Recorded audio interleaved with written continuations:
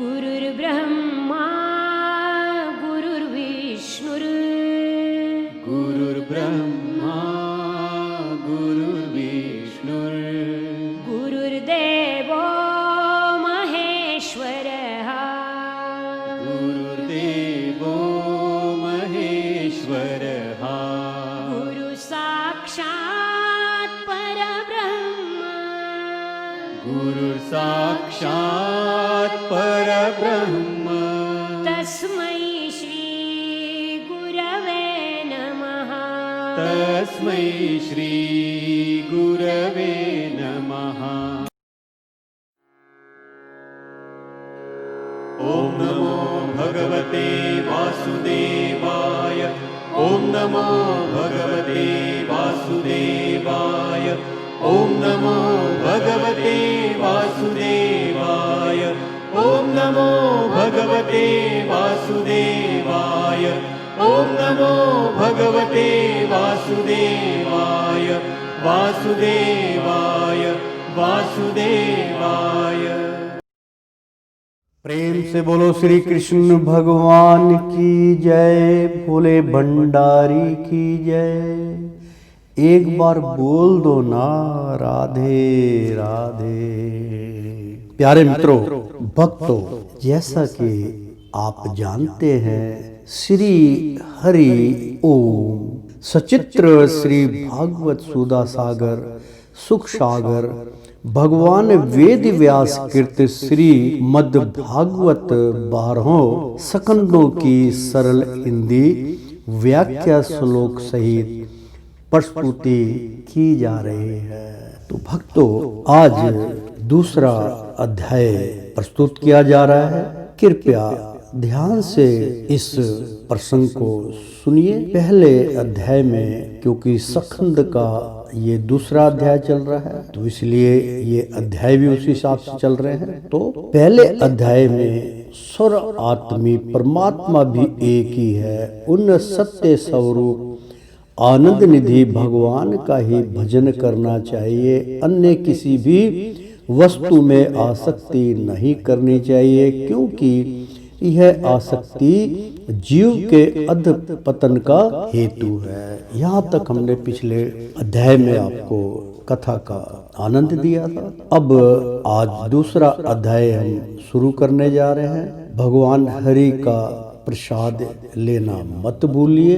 द्वितीय स्कंद भगवान के स्थूल देह और सूक्ष्म रूपों की धारणा तथा कर्म मुक्ति और मधो मुक्ति का वर्णन आज की इस दूसरे अध्याय में सुनने को आपको मिलेगा। भगवान के स्थूल और सूक्ष्म रूपों की धारणा कि भगवान का जो स्थूल देह कैसा होता है और सूक्ष्म कैसा होता है, रूपों की धारणा मतलब कैसे वो धारणा होती है, तथा कर्म मुक्ति यानी कि उन कर्मों से जो स्थूल और सूक्ष्म में फंसे हुए हैं, उन कर्मों की मुक्ति और सधो मुक्ति का यानी किस प्रकार से सदा मुक्ति को प्राप्त हो, वर्णन सुनिए। श्री सुखदेव जी कहते हैं, सृष्टि के प्रारंभ में ब्रह्मा जी ने इसी धारणा के द्वारा प्रसन्न हुए भगवान से वह सृष्टि विषयक स्मृति प्राप्त की थी, जो पहले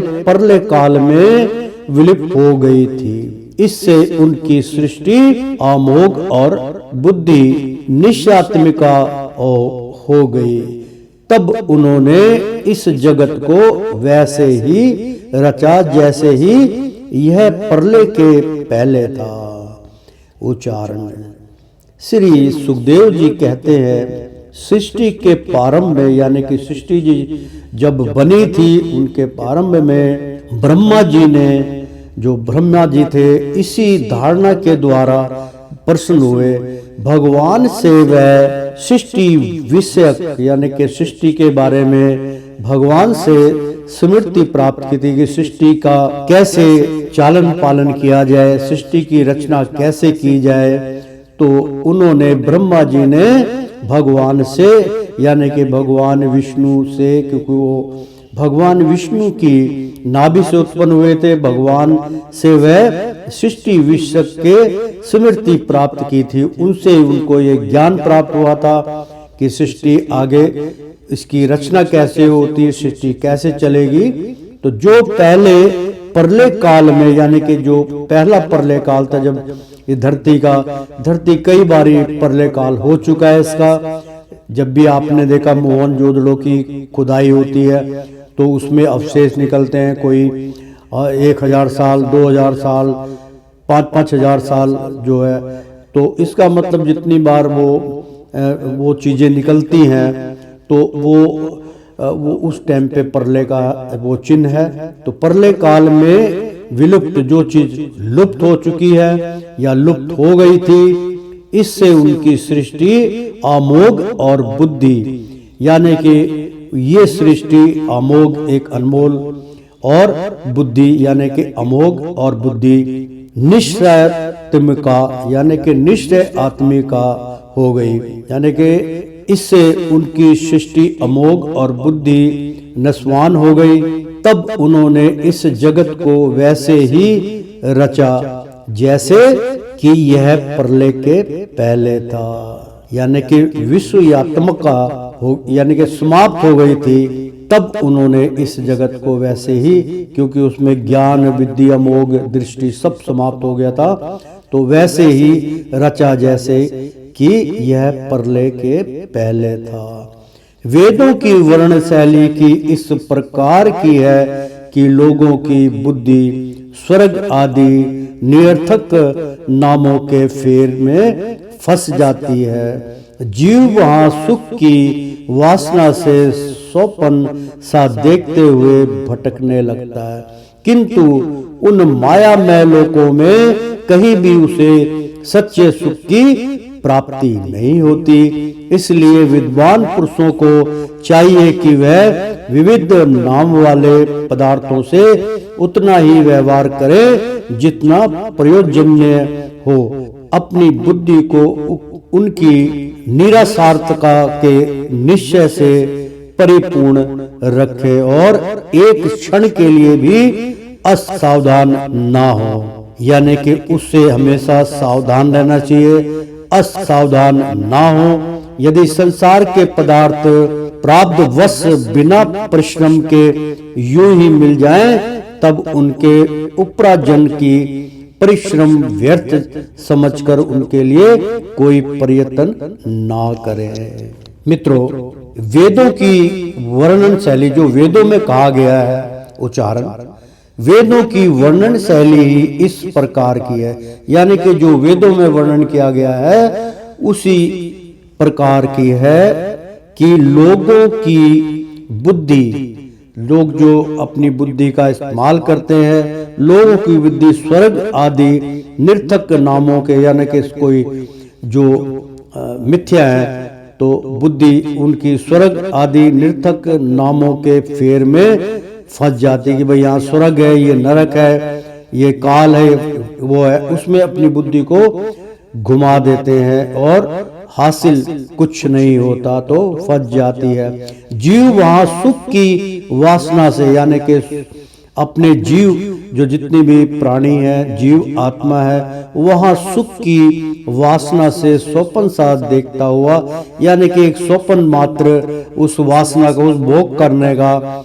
उस के लिए मोह बनाने का कि ये मुझे प्राप्त हो जाए और ये चीज मुझे मिल जाए, ऐसी सुख की वासना से स्वप्न, यानी कि उस वासना में उस विलीन हो जाता है, स्वप्न सा देखता हुआ भटकने लगता है। जो इधर उधर दिमाग घुमाते हैं कि यहाँ से स्वर्ग प्राप्त हो जाएगा, यहाँ से नरक प्राप्त होगा, यहाँ से भगवान शिव की प्राप्ति हो जाएगी, यहाँ से इनकी प्राप्ति होगी, इस विडनम में वो लगा रहता है और कुछ भी प्राप्त नहीं होता। किंतु उन मायामय लोकों में कहीं भी उसे सच्चे सुख की प्राप्ति नहीं होती है। जो माया लोक है, जो 14 लोकों की हम व्याख्या करते हैं, वो एक तरीके के परमात्मा की माया का लोक है उसमें, किंतु उस मायामय लोकों में कहीं भी उसे सच्चे सुख की प्राप्ति नहीं होती, वो मिथ्या चला जाता है। इसलिए विद्वान पुरुष को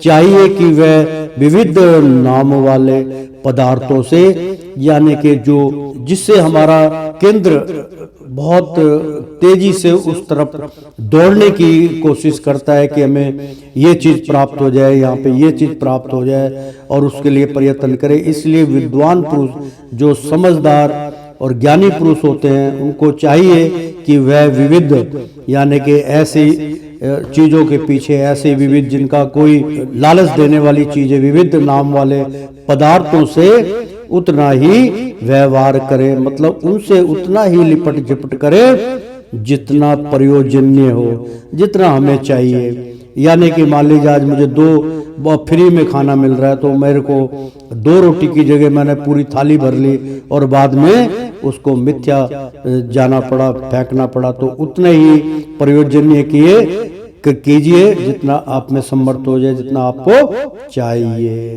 तो प्रेम से बोलो श्री कृष्ण भगवान की जय। अपनी बुद्धि को उनकी निस्वार्थता के निश्चय से परिपूर्ण रखे, यानी कि अपनी बुद्धि को उससे निराकार निरास्वार्थता के निश्चय, मतलब एक अटल से निश्चय से परिपूर्ण रखें कि मैंने ये कार्य नहीं करना, उतना ही करना है, और एक क्षण के लिए भी असावधान ना हो, मतलब हमेशा सावधानी बरते। मान लीजिए किसी स्त्री पर नारी के मोह में आप फंस गए और आप एक सच्चे भक्त भगवान की प्रेरणा करने वाले हैं, आपको पता है कि इस नारी का आगमन जो है मेरे लिए हानिकारक है, मेरी बुद्धि हर लेगी, इसलिए उन्होंने स्पष्ट कहा है कि एक क्षण के लिए भी असावधान ना हो। यानी कि असावधान का मतलब होता है कि बिल्कुल सावधानी रखे, अचेत ना हो। यदि संसार के पदार्थ, कोई भी संसार में जो आप देखते हैं जो पदार्थ है, सारे पदार्थ नाशवान होते हैं।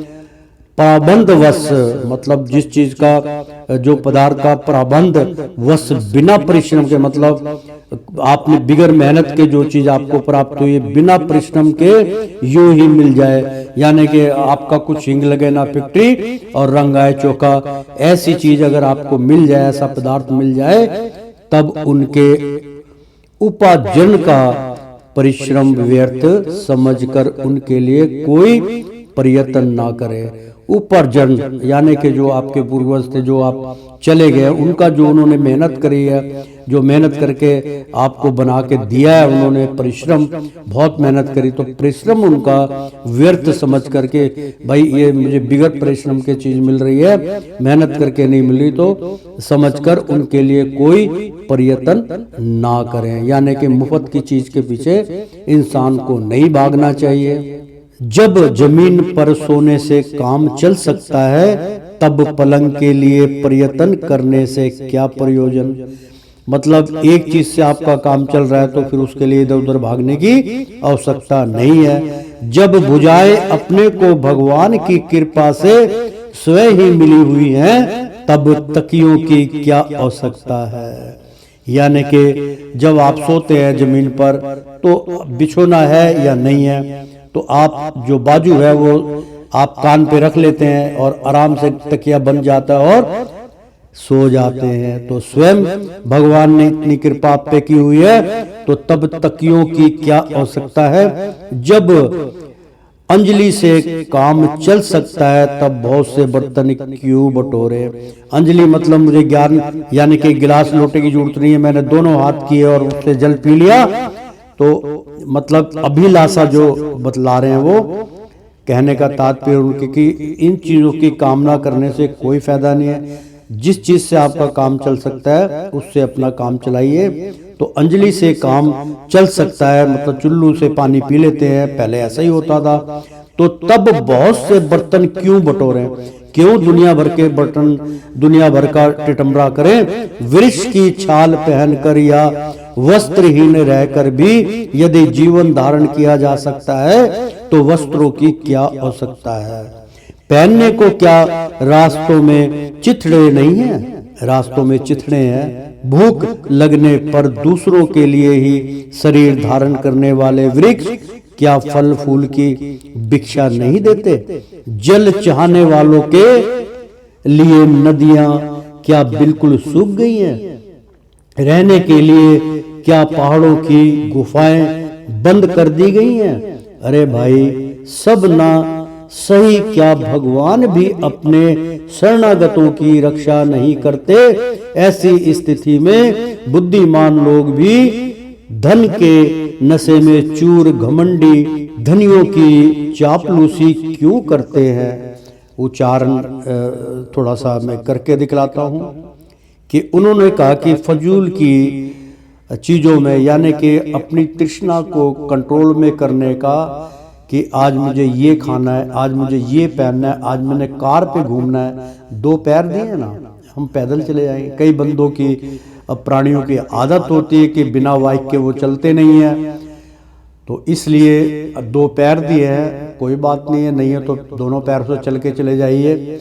इस प्रकार से उन्होंने व्याख्या की कि ज्यादा मोह में ना फंसिए। तो अभी वस्त्रों की क्या आवश्यकता है, यानी कि जब आपका वैसे काम चल सकता है तो घने वस्त्रों की आवश्यकता नहीं है। पहनने को क्या रास्ते में चिथड़े नहीं है, मतलब रास्ते में कितना कुछ प्राप्त होता है। भूख लगने पर दूसरों के लिए ही शरीर धारण करने वाले वृक्ष, यानी कि वृक्ष अपने लिए उनका कोई अस्तित्व नहीं है, सजा भुगत रहे हैं।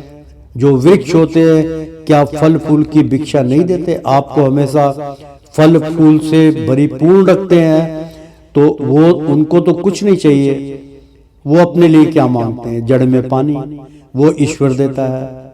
ठीक है, जल चाहने वालों के, जो जल की कामना करते हैं, के लिए नदियां क्या बिल्कुल सूख गई हैं? नदियां हैं, पहाड़ है, रहने के लिए क्या पहाड़ों की गुफाएं बंद कर दी गई हैं? पहाड़ों की गुफा है, आप पहाड़ों में अंदर गुफाओं में बैठ के आप तप जप कर सकते हैं। अरे भाई, सब ना सही क्या भगवान भी अपने शरणागतों की रक्षा नहीं करते? वो भी तो अपनी रक्षा स्वयं करते हैं। ऐसी स्थिति में बुद्धिमान लोग भी धन के नशे में चूर घमंडी, यानी कि जो बुद्धिमान है, जिनको समझ है, वो लोग भी धन के नशे में चूर घमंडी धनियों की चापलूसी, मतलब जो धन दौलत वाले होते हैं, जो अमीर होते हैं, उनकी भी चापलूसी क्यों करते हैं? इस प्रकार विरक्त हो जाने पर अपने हृदय में नित्य विराजमान स्वस्थ सिद्ध आत्मा स्वरूप परम प्रीतम परम सत्य जो अनंत भगवान है, बड़े प्रेम और आनंद से दृढ़ निश्चय करके उन्हीं का भजन करें, क्योंकि उनके भजन से जन्म मृत्यु के चक्कर में डालने वाले अज्ञान का नाश हो जाता है। पशुओं की बात तो अलग है, परंतु मनुष्यों में भला ऐसा कौन है जो लोगों को इस संसार रूप वैतरणी नदी में गिरकर अपने कर्मजन्य दुखों को भोगते हुए देखकर भी भगवान का मंगलमय चिंतन नहीं करेगा? इन असत्य विषय भोगों में ही अपने चिंतन, अपने चित्त को भटकने देगा? कभी नहीं देगा। उच्चारण मैं करके बतलाता हूँ थोड़ा सा मित्रों, बहुत अच्छा प्रसंग है कि आपको सब कुछ परमात्मा, आपको किसी के आगे अधीन होने की आवश्यकता नहीं है। हर चीज आपको कुदरत देती है, लेकिन थोड़ा सा उसके लिए कर्म करना पड़ता है।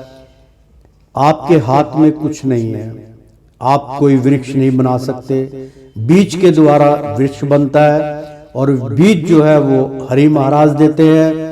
फल जो आप खेती करते हैं उसमें जो उपज होती है, आप थोड़ी मेहनत करते हैं, लेकिन बीज हरि देते हैं, तब वो एक बीज के बदले में हजारों बीज आपको देते हैं, जो आपकी पेट पालन का काम करता है। जल आप बना नहीं सकते, जल कुदरती है, वो भी परमात्मा ही आपको देते हैं। सब कुछ परमात्मा की देन है। इसलिए घबराने से या उन चीजों के भागने से, भोग करने से कोई चीज आपको नहीं मिलेगी, केवल नाशवान चीज मिलेगी।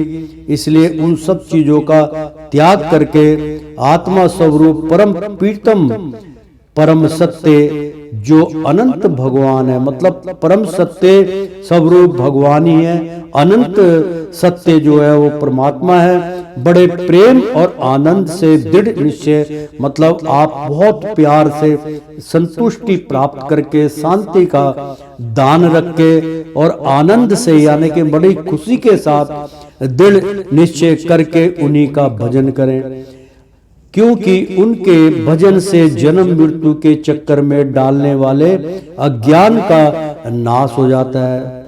जो मतलब भजन से, उस भजन करने से, क्योंकि उनके भजन से जन्म मृत्यु, जो जन्म मृत्यु का चक्कर है, यानी कि आपको मोक्ष और मुक्ति का मार्ग प्राप्त होगा। इसलिए उनके चक्कर में डालने वाले जो अज्ञानता के वश में हम फंस जाते हैं, उसका भगवान भजन से नाश हो जाता है। तो पशुओं की बात तो अलग है, परंतु मनुष्यों में भला ऐसा कौन है भाई? पशुओं को तो अनबोलता जानवर है, उनको हम समझाते तो उनको समझ आती है, लेकिन अंतरकरण में उनका भी भजन कीर्तन चलता है। परंतु मनुष्यों में भला ऐसा कौन है?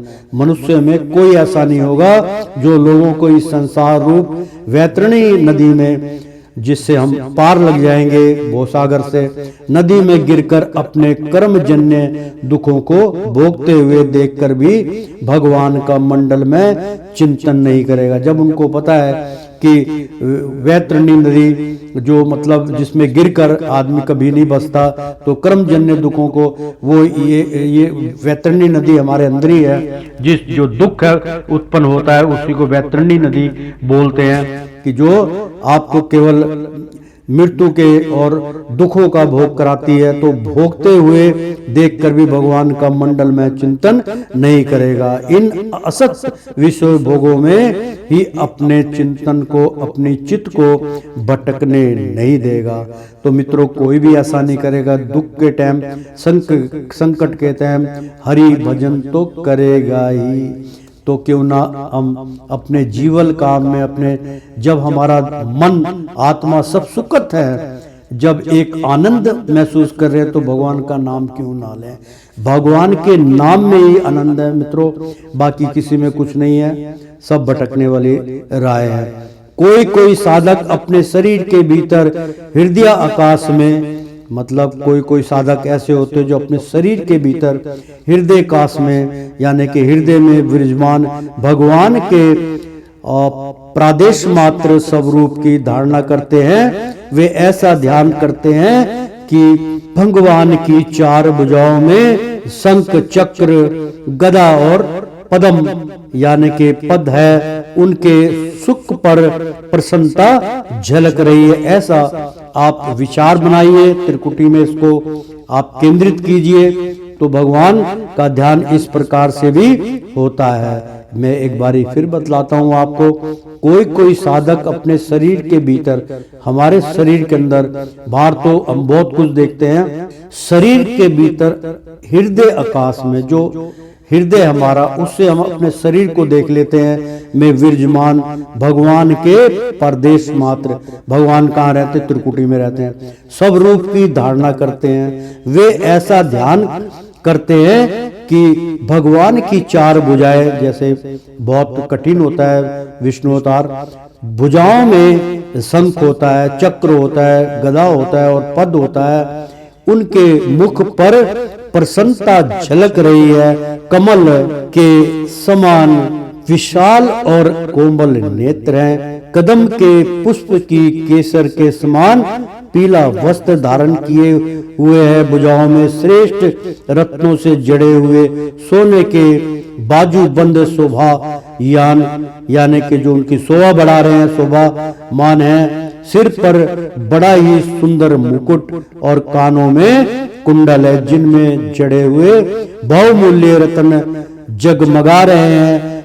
उनके चरण कमल योगेश्वरों के खिले हुए हृदय कमल की कणिका पर विराजित हैं। उनके मित्रों, बड़ा आनंदित ही प्रसंग चल रहा है। तो हृदय पर श्री वस्त्र का चिन्ह, एक सुनहरी रेखा है। गले में कौस्तुभ मणि लटक रही है।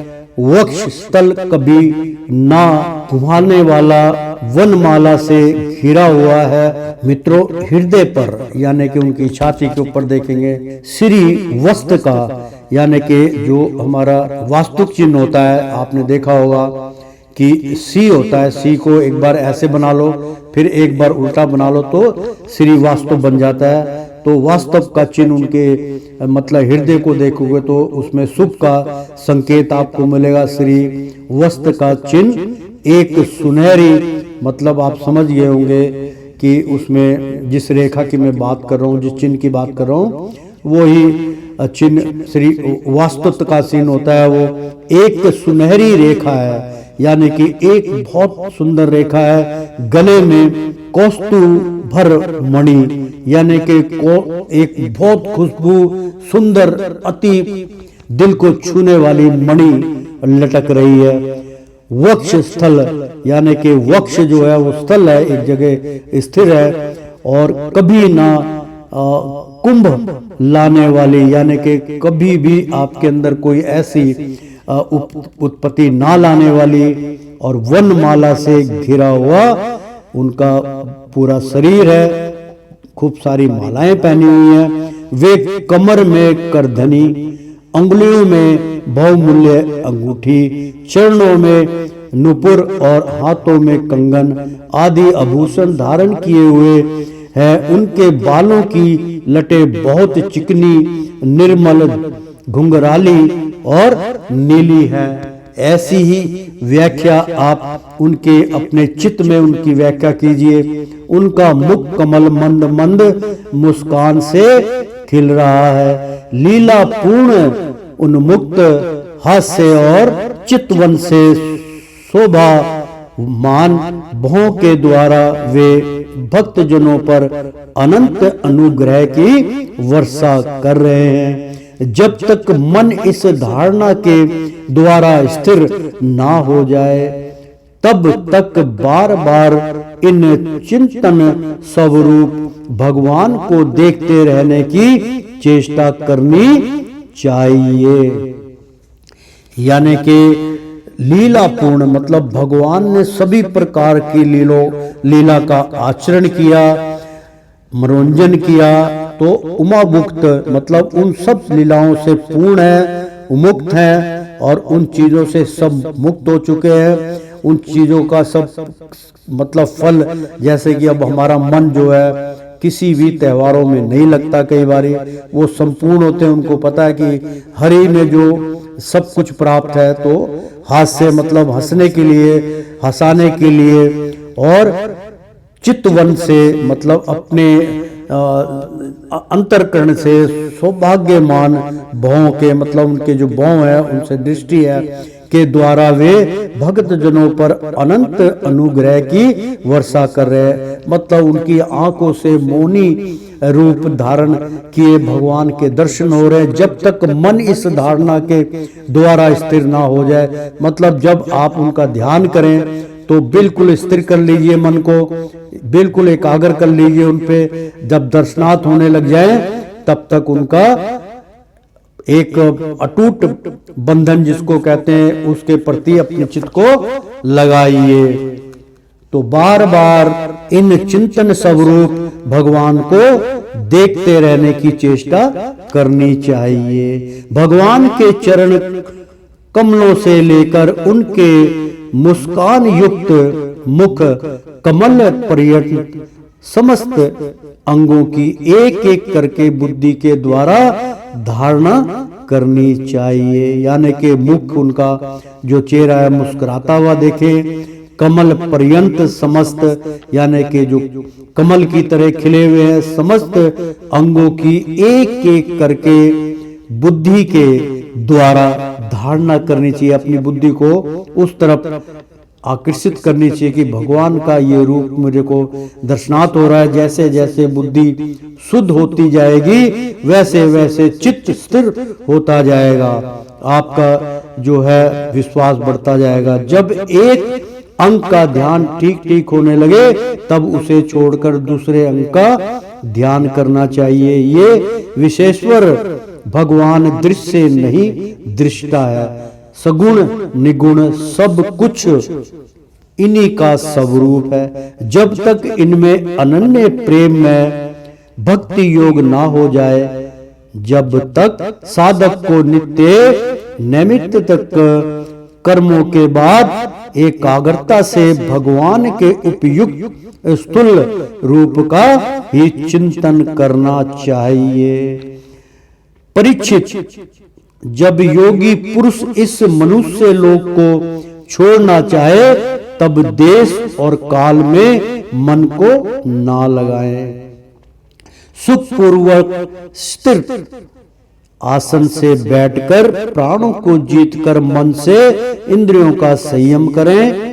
तदंतर अपनी निर्मल बुद्धि से मन को नियमित करके मन के साथ बुद्धि को क्षेत्र यज्ञ में और क्षेत्र यज्ञ को अंतर आत्मा में लीन कर दें। यानी कि अपने मन को भगवान का सुमरण मानकर भगवान की स्तुति कर कर उनका केवल उन्हीं का चित्रण करें, उन्हीं को देखें और अपनी बुद्धि के क्षेत्र में जो आपकी बुद्धि का क्षेत्र है उसमें क्षेत्र यज्ञ को अंतर आत्मा में लीन कर दें। यानी कि बुद्धि, मन और हृदय जो भी समस्त आपके अंदर है विचलित करने वाले, उनको अंतर आत्मा में लीन कर दें। फिर अंतर आत्मा को परमात्मा में लीन करके, यानी कि जब अंतर आत्मा में आप सबको वशीकरण कर लेंगे तो कुदरती वो परमात्मा में लीन करके, यानी कि परमात्मा में लीन हो जाता है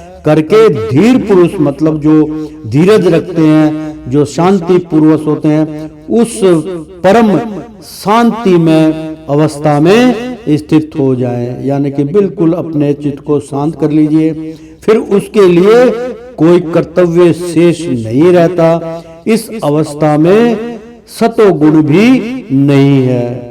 आगे ना तीनों गुणों लागने पड़ते हैं, नहीं है। फिर रजोगुण और तमोगुणों की तो बात ही क्या है। मित्रों, बहुत ही सुंदर और बहुत ही अच्छा प्रसंग है कि जब आदमी उस यानी कि ऐसी स्थिति पे जब हो जाता है तो मुनि जन कह रहे हैं कि परीक्षित, जब योगी पुरुष, मतलब योगी पुरुष का मतलब होता है कि जो भगवान का केवल भजन कीर्तन करते हैं, चोला धारण कर लेते हैं, भगवान के उसमें रम जाते हैं, गृहस्थ आश्रम सब त्याग देते हैं। जब योगी पुरुष इस मनुष्य लोक को, मतलब इस संसार को, ये मृत लोक को छोड़ना चाहे, हम इसको का त्याग करना चाहें, तब देश और काल में, यानी कि जो हमारा देश है, काल में मन को ना लगाए। मतलब ये देश में और अपने काल में, यानी कि मैं कब मृत्यु को प्राप्त हो जाऊंगा, अब मैं इतने साल का हो गया हूँ, अब मैं इतने साल का हो गया हूँ, तो अपनी मृत्यु, अपने काल को निकटम मत समझिए, मन को ना लगाएं, वहां मन को ना भटकाना चाहिए। तो सुख पूर्वक एक बहुत अच्छे सुख से, यानी कि शांति से स्थिर, मतलब एक स्थान पर आसन से बैठकर प्राणों को जीत कर, यानी कि प्राण जो है उनको भगवान का भजन करके उन पे विजय प्राप्त कीजिए। जीत कर मन से इंद्रियों का, मतलब उसी मन से इंद्रिय जो आपकी हैं, जो आपको भड़काती हैं, तो इंद्रियों का संयम करे, इंद्रियों को अपनी शांत कर ले। तदंतर, यानी कि उसके उपरांत अपनी निर्मल बुद्धि से, जो आपका बिल्कुल स्वस्थ बुद्धि हो गई है, गंगा जल की तरह हो गई है, तो मन को नियमित करके, यानी कि मन को एक जगह स्थिर कर लीजिए, करके मन के साथ बुद्धि को, और उसको मन के साथ अपनी बुद्धि को क्षेत्र यज्ञ में, यानी कि जो उसका एरिया जिसमें वो भटकाता है, जिसमें वो अपना रथ चालन संचालन करता है, उसको, और क्षेत्र यज्ञ को, यानी कि क्षेत्र यज्ञ में और क्षेत्र यज्ञ को अंतर आत्मा में लीन कर दें। फिर अंतर आत्मा को परमात्मा में लीन करके धीर पुरुष उस परम शांति में अवस्था में स्थित हो जाए। यानी कि मैं फिर इसका उच्चारण करता हूं क्योंकि थोड़ा सा कठिन प्रसंग है, आपके समझ में नहीं आएगा।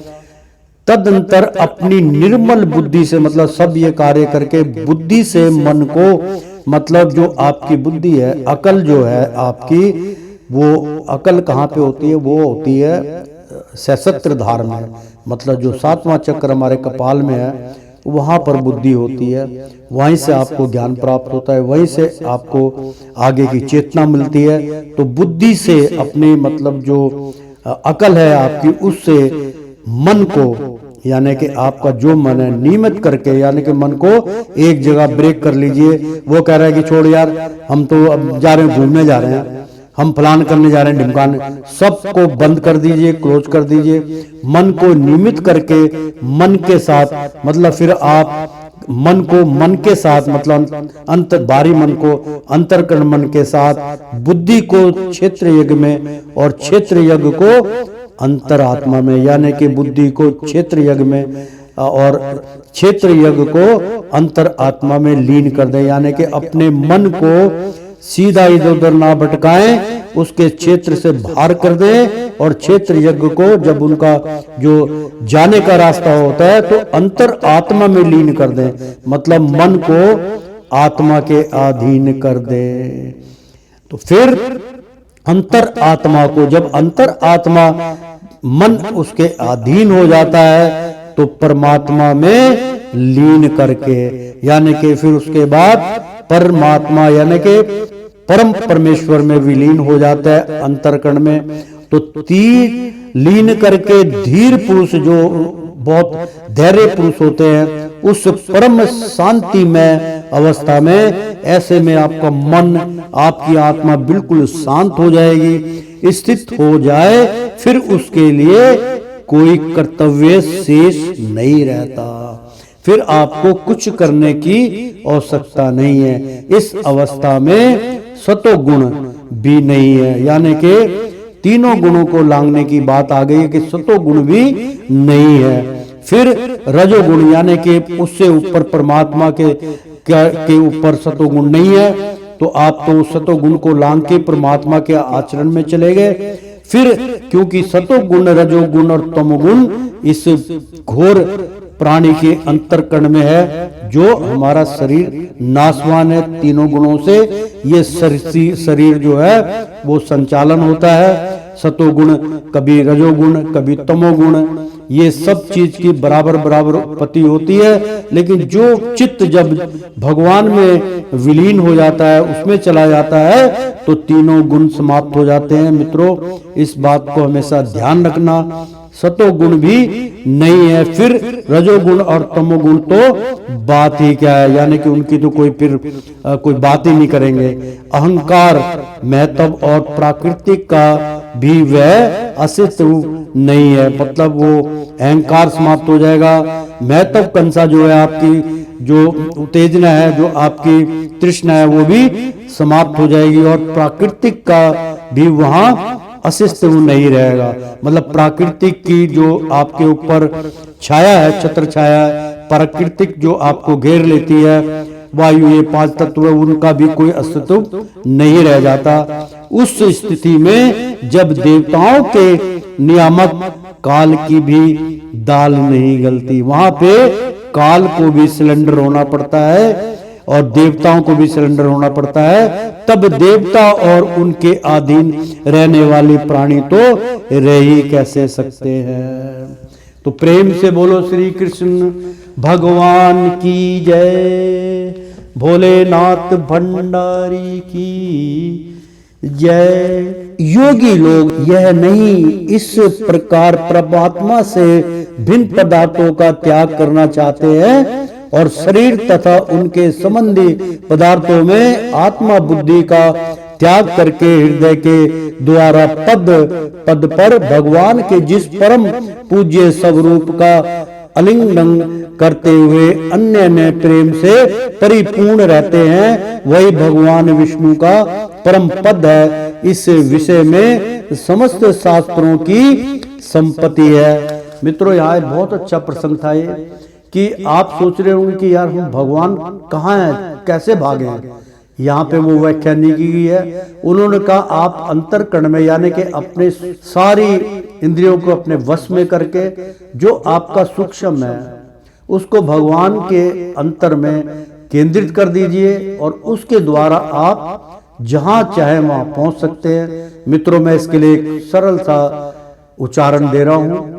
अब मैं जब पूजा करता हूं, जब प्रार्थना करता हूं, तो अपने इष्ट को याद करता हूं। फिर मुझे मान लीजिए जैसे रामेश्वरम भगवान के पास जाना है तो रामेश्वरम महादेव की जय, तो मैं रामेश्वरम में ही चित्र ले जाता हूँ अपना और 1 सेकंड में वहाँ पहुँच जाता हूँ, उनके दर्शन करता हूँ। फिर रामेश्वरम भगवान की जय हो, वहाँ पे चले जाता हूँ कि रामेश्वरम महादेव की जय, सियापति रामचंद्र की जय। उस शिवलिंग के पास में मत्था टेकने चला जाता हूँ तो मेरा चित्त वहाँ चला गया। अभी साक्षात मथुरा वृंदावन में बांके बिहारी मंदिर में जाना तो उनकी छवि मेरे आंखों में रहती है, वहां जाके मत्था टेक ले तो वहां संपूर्ण हाजिरी लग जाती है। इसलिए पैदल जाने की आवश्यकता नहीं, अपने चित्त को अपने बस में कीजिए। तो प्रेम से बोलो श्री कृष्ण भगवान की जय। तो भगवान विष्णु का परम पद है, इस विषय में समस्त शास्त्रों की सम्मति है। ज्ञान दृष्टि के बल से जिसके चित्त की वासना नष्ट हो गई है, उस ब्रह्मनिष्ठ योगी को इस प्रकार अपने शरीर का त्याग करना चाहिए। पहले एड़ी से अपने गुद्दों को दबाकर, यानी कि किस प्रकार से आपको प्राण अपने त्यागने हैं उसकी यहाँ पे विधि बतला रहे हैं, ध्यान से सुनिएगा।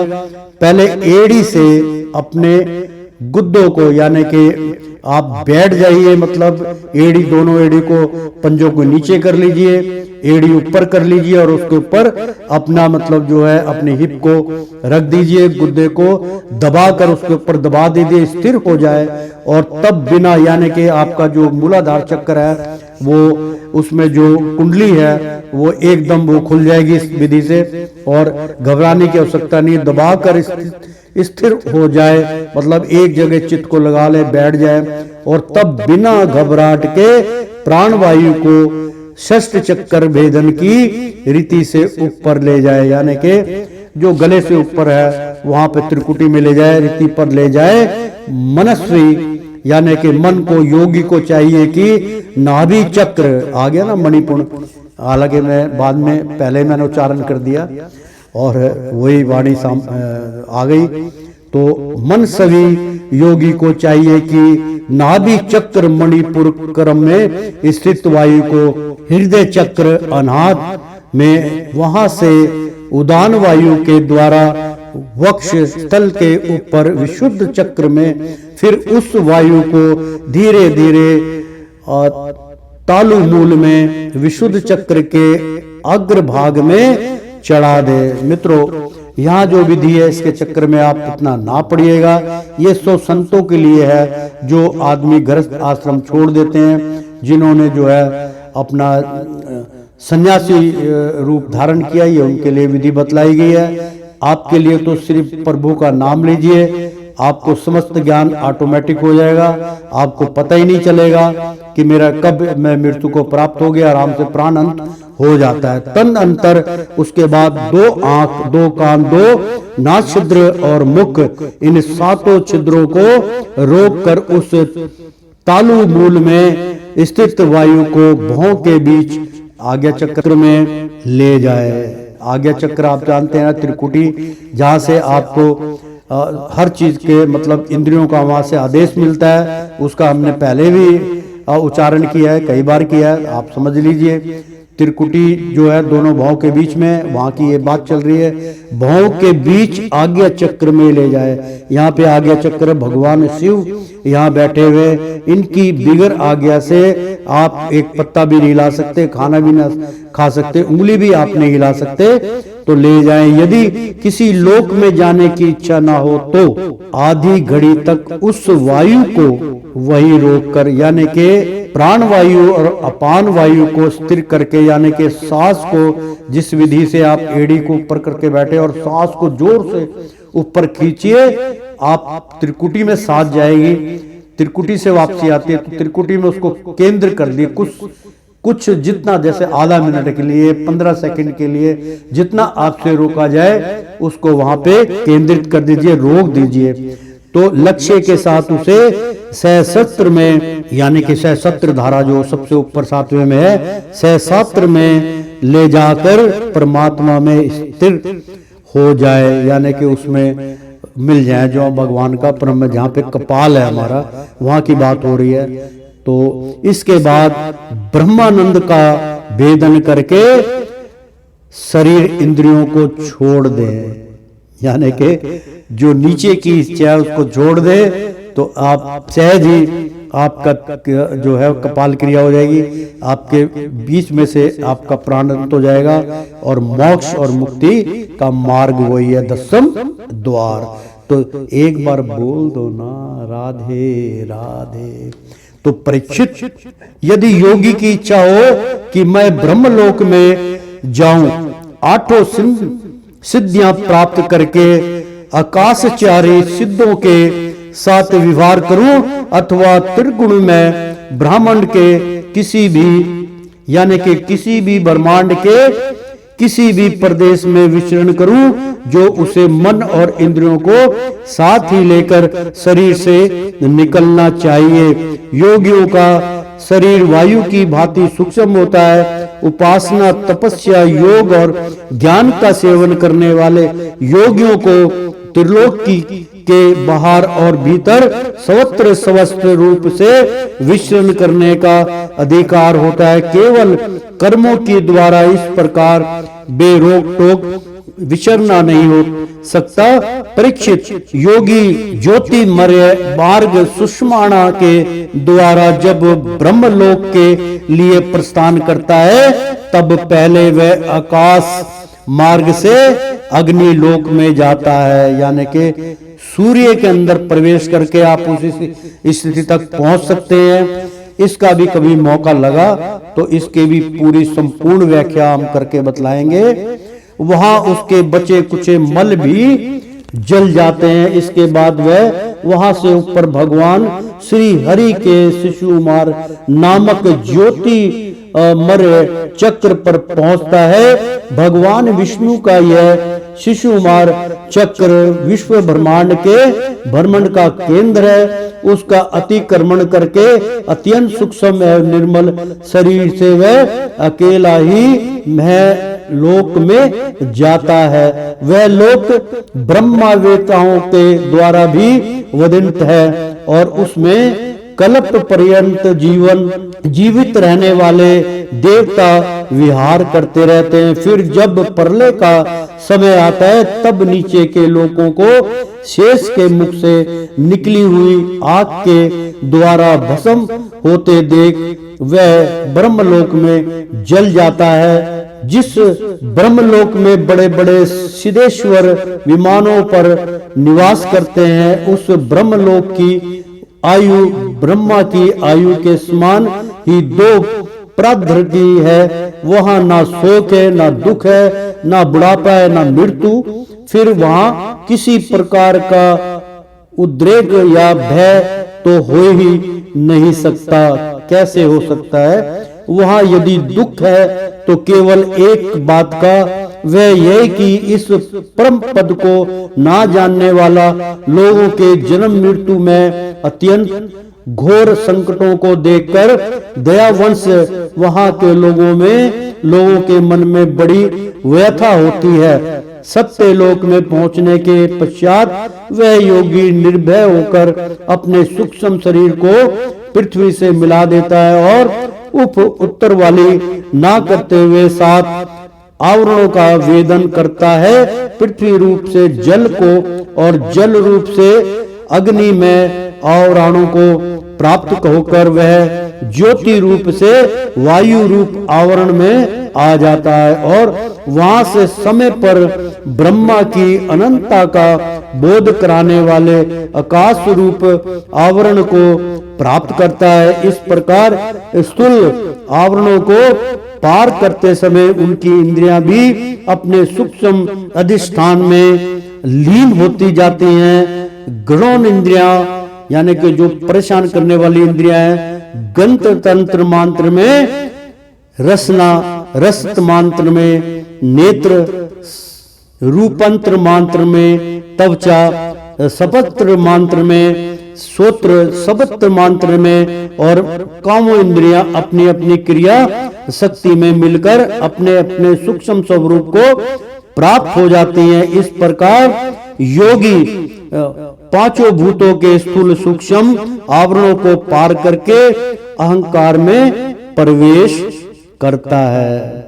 वहां सूक्ष्म भूतों को तमाम तामस अहंकार में, इंद्रियों को राजस अहंकार से तथा और मन और इंद्रियों के अधिष्ठाता देवताओं को शक्ति व्यक्त अहंकार में लीन कर देता है। इससे बाद अहंकार के सहित लय रूप गति के द्वारा महत्व में प्रवेश करके अंत में समस्त गुणों के लय स्थान प्राकृतिक रूप आवरण में जा मिलता है। परीक्षित, महाप्रलय के समय प्राकृतिक रूप आवरण का भी लय हो जाने पर वह योगी समय आनंद स्वरूप होकर अपने उस निर्वण रूप से आनंद स्वरूप शांत परमात्मा को प्राप्त होता है, जिससे इस भाग्यमयी गति की प्राप्ति हो जाती है। उसे फिर इस संसार में नहीं आना पड़ता। परीक्षित, तुमने जो पूछा था उसके उत्तर में मैंने वेदोक्त द्विविध सनातन मार्ग, रघु मुक्ति और कर्म मुक्ति का तुमसे वर्णन किया। पहले ब्रह्मा जी ने भगवान वासुदेव की आराधना करके उनसे जब प्रश्न किया था, तब उन्होंने उत्तर में उन्हीं दोनों मार्गों की बात ब्रह्मा जी से कही थी। संसार चक्र में पड़े हुए मनुष्य के लिए जिस साधन के द्वारा उसे भगवान श्री कृष्ण की अनन्य प्रेममयी भक्ति प्राप्त हो जाए, उसके अतिरिक्त और कोई भी कल्याणकारी मार्ग नहीं है। भगवान ब्रह्मा ने एकाग्र चित्त से सारे वेदों का 3 बार अनुशीलन करके अपनी बुद्धि से यही निश्चय किया कि जिससे स्वर आत्मा भगवान श्री कृष्ण के प्रति अनन्य प्रेम प्राप्त हो, वही सर्वश्रेष्ठ धर्म है। समस्त चर अचर प्राणियों में उनके आत्मा रूप से भगवान श्री कृष्ण ही लक्षित होते हैं, क्योंकि ये बुद्धि आदि दृश्य पदार्थ उनका अनुमान कराने वाले लक्षण हैं। वे इन सब के साक्षी एकमात्र दृष्टा है। परीक्षित, इसलिए मनुष्य को चाहिए कि सब समय और सभी स्थितियों में अपनी संपूर्ण शक्ति से भगवान श्री हरि का ही स्वर्ण कीर्तन और स्मरण करे। राजन, संत पुरुष आत्मा स्वरूप भगवान की कथा का मधुर अमृत बांटते ही रहते हैं, जो अपने कान से दोनों में भर भर कर उनका पान करते हैं। उनके हृदय से विषयों का विषैला प्रभाव जाता है, वह शुद्ध हो जाता है और वे भगवान श्री कृष्ण के चरण कमलों की सनिधि प्राप्त कर लेता है। तो प्रेम से बोलो श्री कृष्ण भगवान की जय।